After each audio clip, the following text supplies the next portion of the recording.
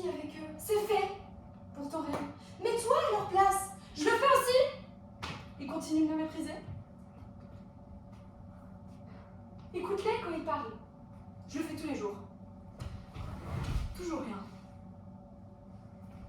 Ils pensent que je vois pas leur petit regard, leur mépris, leur jugement. Si seulement t'étais là, Emma. Toi, tu savais y faire. C'est peut-être parce qu'ils pensaient que t'avais leur âge, je sais pas, mais ils t'aimaient bien, ils t'écoutaient. Tu sais, ce matin, il y avait un petit oiseau sur le bord de ma fenêtre. Exactement le même que celui qu'on avait hébergé quand on était petite. Celui avec la patte cassée. Alors je me suis levée, j'ai été près de la fenêtre, et quand j'ai voulu l'ouvrir, il s'est envolé. Et à ce moment-là, j'ai senti que tu étais avec moi.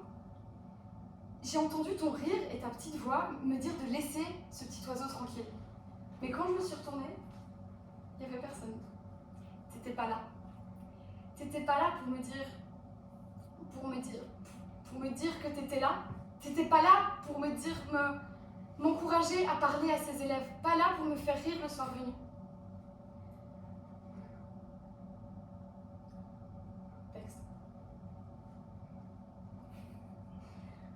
Tout va bien. Alors j'ai pensé que t'étais peut-être ce petit oiseau. Que tu t'étais réincarné ou je sais pas quoi, mais t'étais forcément là avec moi à ce moment-là. C'est impossible. Tu étais forcément là, tu peux pas m'avoir abandonnée. Tu peux pas m'avoir laissée ici toute seule. Tu me manques, Emma. Ma meilleure amie me manque. Ma sœur me manque.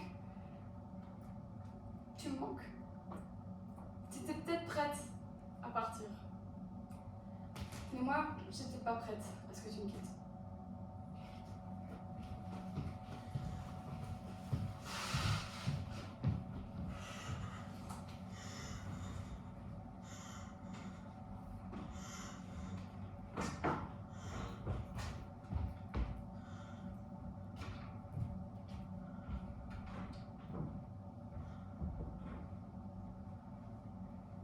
Je suis là, devant la classe, et je fixe les gamins du regard. Je les regarde et j'ai l'impression que je suis en train de me noyer.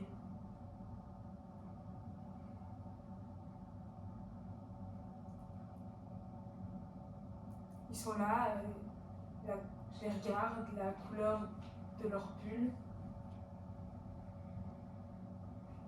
Et à la place de leur visage, je vois des taches.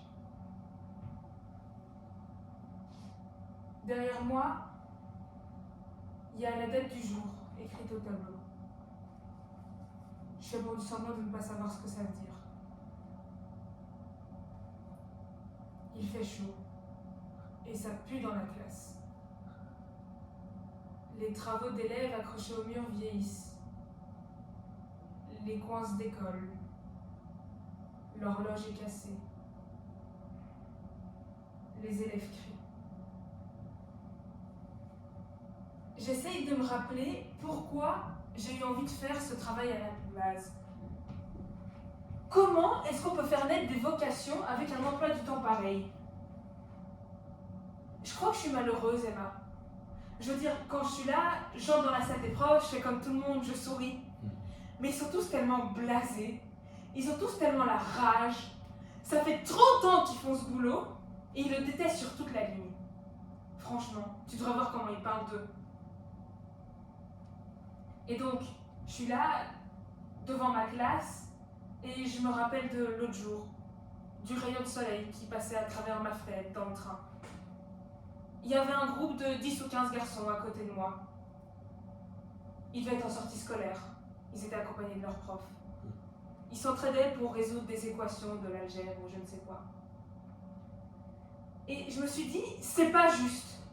J'ai repensé aux gamins de ma classe et je me suis dit, c'est pas juste. Et donc je suis là devant eux et j'ai envie de leur dire de partir de cette classe, d'aller casser des vitrines, de faire quelque chose, n'importe quoi. De leur dire qu'ils sont forts, qu'ils sont géniaux. De leur dire de sortir dans la rue rue et de profiter de chaque minute de leur vie avec leurs tripes.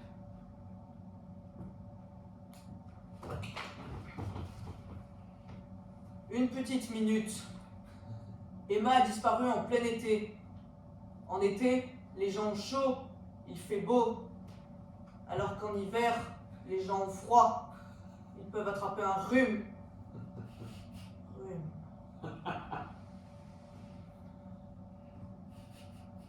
Rhum, comme le rhum. Le rhum est un alcool très fort. C'est l'alcool que boivent les alcooliques. Mais la surveillante, elle est alcoolique. Parce qu'une surveillante, ça surveille comme la surveille, l'inverse du surlendemain.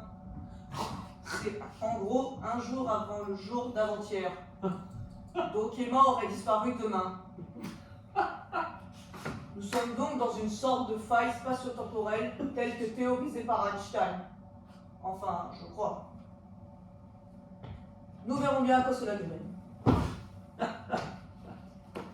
En général, les gens n'ont aucune idée de la façon d'observer les jeux de physionomie, le regard, la voix de leur interlocuteur pour comprendre son état d'esprit. Ils ne savent ni saisir les vérités complexes de la vie, ni entendre ce qu'ils écoutent. S'ils le pouvaient, leur vie serait plus attrayante et plus facile, et leur travail de création infiniment plus riche, plus subtil et plus profond. Mais on ne peut donner à quelqu'un un sens qu'il ne possède pas. On peut seulement essayer de développer le peu d'attitude qu'il y a en lui. En ce qui concerne l'attention, cela exige beaucoup de temps, un énorme travail, la volonté de réussir et un entraînement méthodique. Mais comment faire pour amener un homme inattentif à observer ce que la vie et la nature essayent de lui montrer? Il faut lui apprendre à regarder, à écouter et à entendre ce qui est beau. C'est une habitude qui élève l'esprit et fait naître des sentiments qui laisseront des traces profondes dans sa mémoire affective. Rien n'est plus beau que la nature. Elle doit être l'objet d'une continuelle observation. Prenez pour commencer une simple petite fleur, un coquelicot, ou bien un de ses pétales, une toile d'araignée, ou un dessin de givre sur la vitre, et essayez d'expliquer par des mots pourquoi vous aimez ces objets. L'effort que vous fournirez vous obligera à les observer plus exactement et plus attentivement pour mieux les définir. Mais ne fouillez pas la nature sous son aspect le plus noir. Cherchez-la dans les marécages, dans la vase, dans la vermine. Et souvenez-vous que derrière ces phénomènes se cache la beauté. La beauté vraie ne craint pas d'être défigurée. Au contraire, même la défiguration ne fait souvent qu'accentuer la beauté et la mettre en relief. Depuis que je suis orpheline, j'ai décidé de me voiler la face et de me créer un personnage. Une fille un peu superficielle qui ne pense qu'à sa coiffure ou à sa manucure. Mais en réalité, le fait de ne pas avoir connu mes parents ou de ne pas avoir pu créer des liens avec eux m'a toujours fait ressentir un manque. Une sorte de sentiment. Le sentiment de m'être faite abandonnée par eux. C'est pour ça que malgré le fait qu'elle soit détestable et qu'elle soit une sale petite peste, je passe la plupart de mon temps avec Jade ou Louise pour éviter de me retrouver toute seule. Ou avec le reste, les bizarres. Et pour éviter de revivre ce sentiment d'abandon.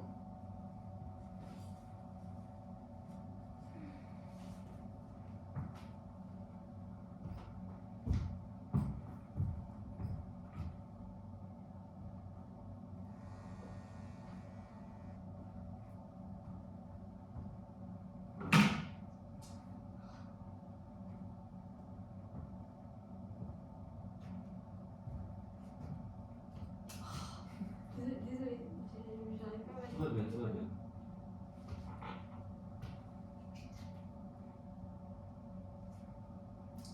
Les gens m'appellent Maggie parce que j'ai été abandonnée devant l'église Sainte-Marguerite.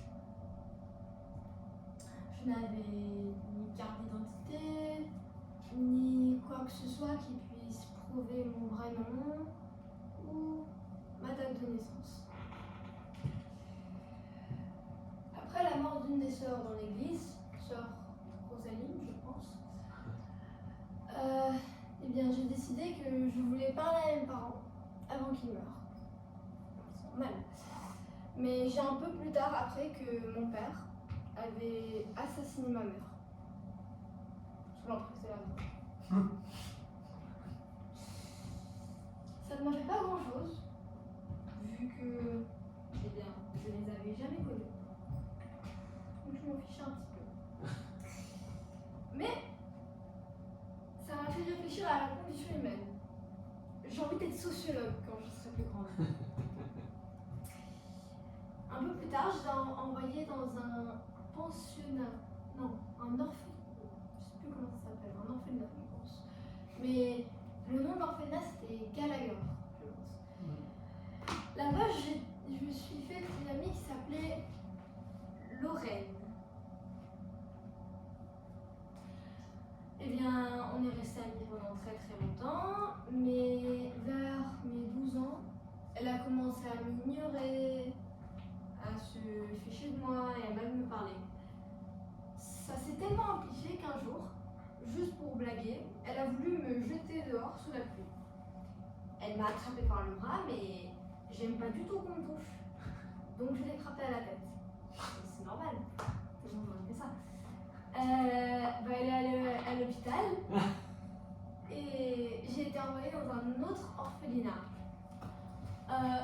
Maintenant, à cause de Lorraine, j'aime pas trop aller dans les autres. Du coup, je reste avec les bizarres, on nous appelle, je pense. J'ai envie d'écrire un livre sur la sociologie. Du coup, je me sers de mes camarades pour l'écrire et comme sujet. Mais il y a une fille qui a disparu, qui s'appelle Emma, je pense. Du coup, ça devient un peu bizarre. We only said goodbye with words. I died 100 times. You go back to her, and I go back to you.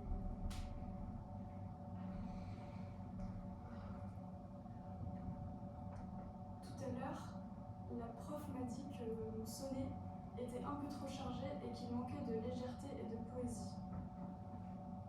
Quelle infamie! Quel dépit! Mais comment ai-je pu faire un jour à la langue française de cette manière? Comment ai-je pu écrire ce sonnet en l'estimant à la même hauteur qu'Heureux qui comme Ulysse ou Quand vous serez bien vieille? Qu'est-ce qu'aurait pensé Joachim du Bellay et Ronsard en lisant ce rebut? Il est temps que je regarde la vérité en face. Je n'ai pas le niveau pour faire de la poésie.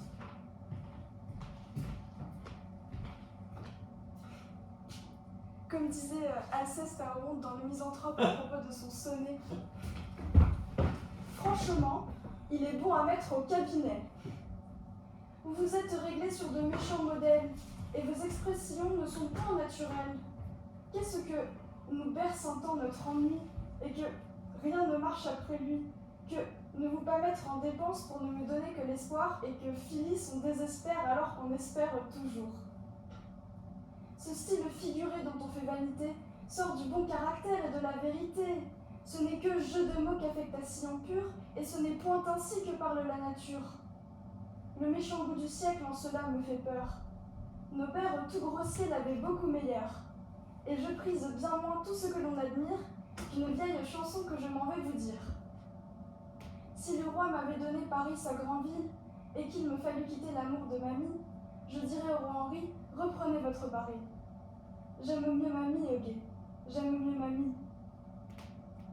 La rime n'est pas riche et le style en est vieux. Mais ne voyez-vous pas que cela vaut bien mieux que ces colifichets dont le bon sens murmure et que la passion parle là toute pure? Si le roi m'avait donné Paris sa grande ville et qu'il me fallut quitter l'amour de mamie, je dirais au roi Henri, reprenez votre Paris. J'aime mieux mamie, Huguet, j'aime mieux mamie. ce que peut dire un cœur vraiment épris. Voilà un personnage honnête et mesuré dans ses propos qui aurait été outré à la vue du désastre qu'annonçait. Et voilà, je me mets à imaginer des situations avec des personnages fictifs. Mais enfin, suis-je atteinte d'une déficience mentale? Bon, je pense que je vais finir ma lecture de Molière ce week-end. Et on verra plus tard comment est-ce qu'on pourra améliorer la situation de cette production écrite. Se retrouver devant ce bâtiment sans trop vouloir être là. J'y étais conviée. On n'a pas été tous, et pourtant, on y est. On m'a ouvert les portes les bras ouverts. Certains n'ont pas eu cette chance, mais n'était qu'un flocon en plus dans cette cacophonie. Je suis rentrée et il n'y avait plus de retour en arrière. Le seul retour qui existe serait de s'enfuir par la fenêtre.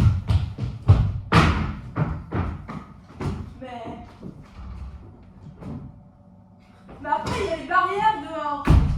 Les barrières qui, elles, sont la porte vers la lumière jamais vue. J'ai rencontré ici des bizarres. Nous sommes tous d'une certaine manière. Des égos surdimensionnés. Mécanisme de défense. Des enfants perdus. Des enfants amoureux. Des enfants torturés. Des enfants sans histoire. Des cons heureux. Des philosophes qui s'enivrent jusqu'aux sourcils. Des arrivistes. Des têtes à claques. Des révoltés.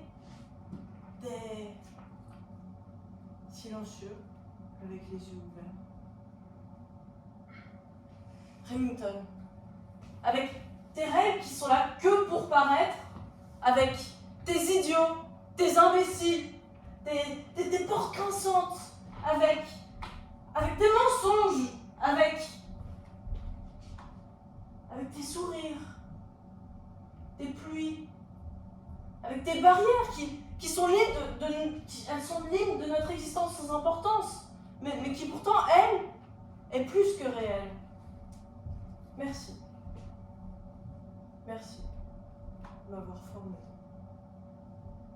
de m'avoir touché avec ta flèche, de m'avoir blessé, de m'avoir chéri, car j'ai plus que ressenti.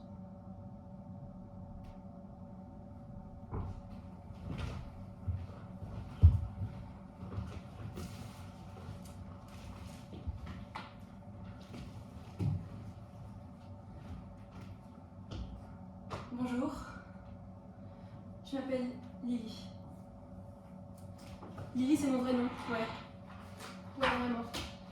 Enfin, mon nom en entier, si vous voulez vraiment le savoir, c'est Elisabeth. Elisabeth. Je sais pas pourquoi ma mère a pensé que je serais le genre de personne à qui ce prénom irait bien, Elisabeth. Mais personne m'appelle comme ça. Appelez-moi Lily et on s'entendra très bien. Ah, et d'ailleurs, Lily, ça s'écrit L-I-2-L-Y, donc un I, un Y et deux L. C'est très facile. Merci beaucoup.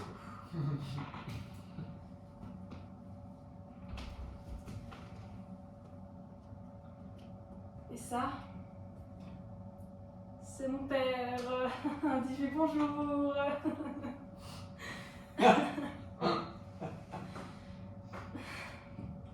Il est un peu timide. T'étais beaucoup plus bavard avant, papa, hein?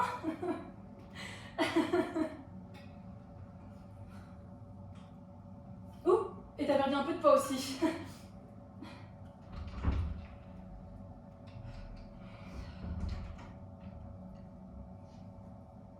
C'est bizarre de se dire qu'une personne entière est là-dedans. Vraiment. Il est mort, évidemment. C'était un bête accident de voiture. Je rentrais de l'école enfin mon ancienne école. Et d'ailleurs, il était prof dans mon école. Je sais, horrible. Prof de géo en plus. Désolé papa, mais c'est la vérité.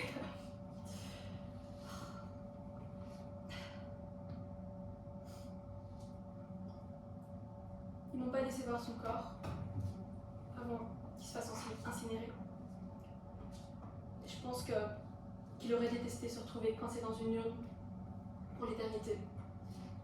Mais ils m'ont pas demandé mon avis, donc le voilà. En rentrant de l'enterrement, je l'ai mis dans ma gourde.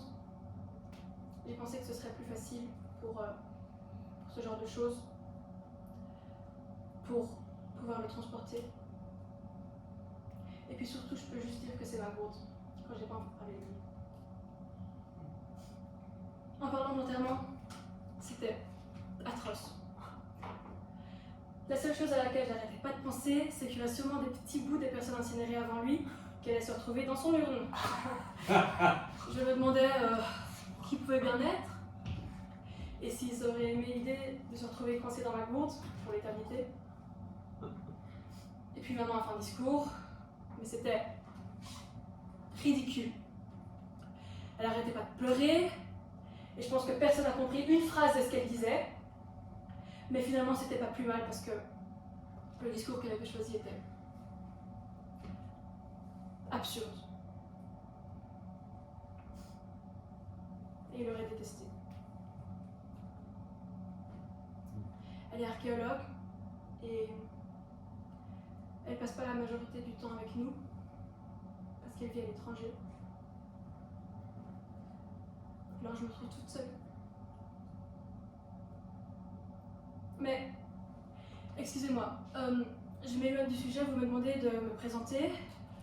Je suis née à Bruxelles et j'ai grandi là-bas. Ça risque de me manquer, mais le temps est à peu près le même ici. Il fait gris, il pleut. J'aimais beaucoup lire avant, mais ça aussi c'était papa en fait. On avait une grande bibliothèque à la maison. Je le vois encore assis dans son fauteuil. Je me rappelle, parfois il s'endormait là. Je devais lui enlever ses lunettes.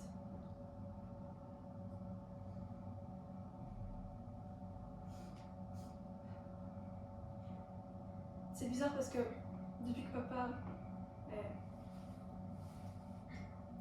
Vous savez bien, j'ai l'impression d'avoir oublié qui je suis.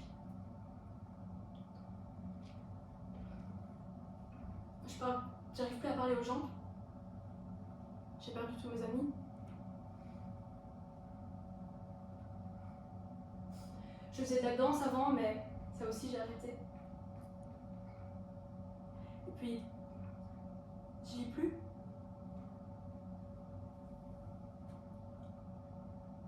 Alors qu'est-ce que je pourrais dire sur moi ?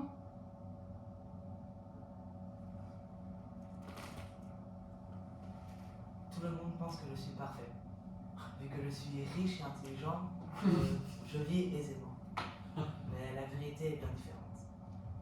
C'est vrai que je suis intelligent, beau, sportif, marrant, doué, créatif. Je suis un exemple pour les autres. Et je suis humble. Très humble. Ça, on me le dit souvent. En fait, si, je suis parfait. Vous savez, quand tout le monde vous suit partout, les filles comme les garçons, ça paraît logique. Ça me rappelle quelque chose que mon père m'avait dit. Papa m'a toujours dit, range ta chambre. C'est peut-être pas le meilleur exemple, mais c'est ce que papa avait dit. Revenons à mes problèmes. Précisément, le problème. Ok, il y a une fille qui a disparu, c'est triste, et c'est des choses qui arrivent. Au pire des cas, elle s'est fait kidnapper, il faut tourner la page, quoi. Alors que moi, mon problème, il est bien plus grave. On a perdu le dernier match. En tout cas, on a perdu le dernier match. Je veux dire, on est redescendu dans le classement. faut que je trouve une nouvelle stratégie pour samedi prochain. Merci. Merci. Voilà.